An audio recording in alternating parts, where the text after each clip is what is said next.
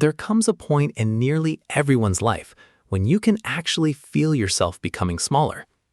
You reply to messages too quickly, say yes when you really mean no, stay in situations longer than you should, accept behavior you once promised yourself you'd never tolerate, and twist yourself into uncomfortable shapes just to keep someone close who is giving less and less in return.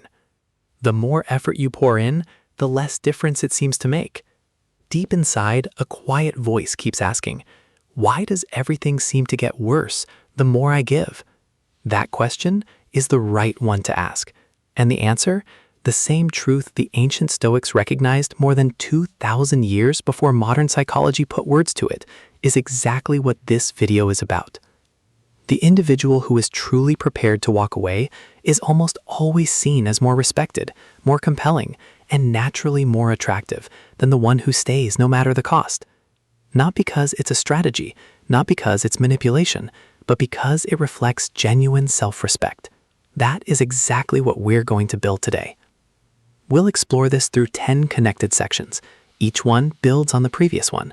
By the end, you won't only understand this idea on an intellectual level, you'll also have a clear, practical path toward becoming someone who can walk away, not because they're playing games, but because they've created an inner life so rich, so grounded, that anything less than authentic respect simply has no place within it.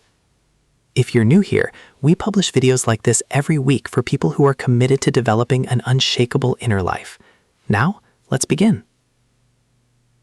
Most people believe that walking away is mainly about the message it sends to the other person. Will they miss me? Will it change the dynamic? Sometimes those things happen, but they are not the real reason walking away changes everything. The deeper reason is far more personal. Walking away communicates something important to yourself.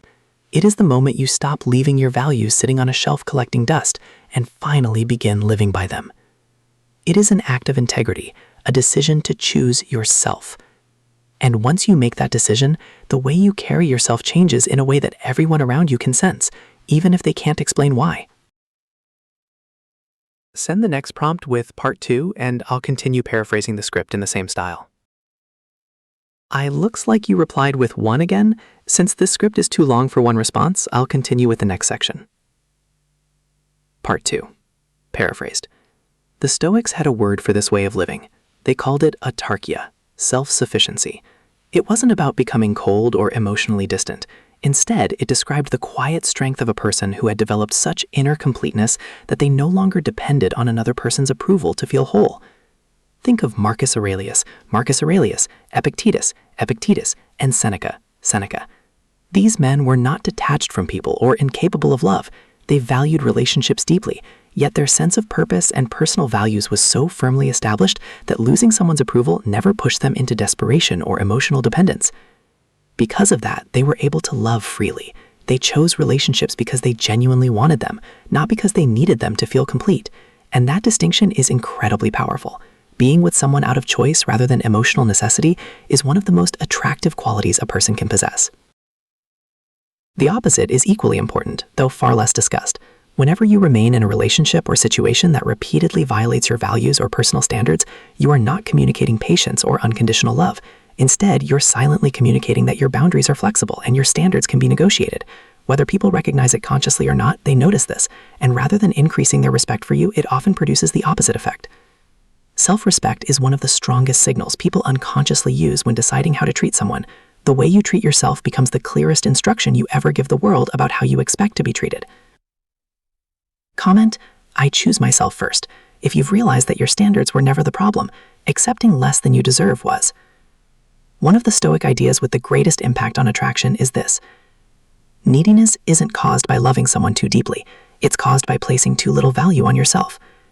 And few qualities push people away as consistently as emotional neediness. You might be intelligent, successful, kind, and genuinely caring, but if your happiness depends on another person's approval, others will sense it long before you ever say a word. They notice it in your posture, and how quickly you reply, how easily you agree, and how often you suppress your real opinions just to avoid rejection. Neediness creates a version of you that isn't completely authentic. Instead of expressing your true personality, you constantly reshape yourself around what you believe the other person wants, hoping that version will finally be accepted. Reply with 1 again, and I'll continue with part 3 in the same style.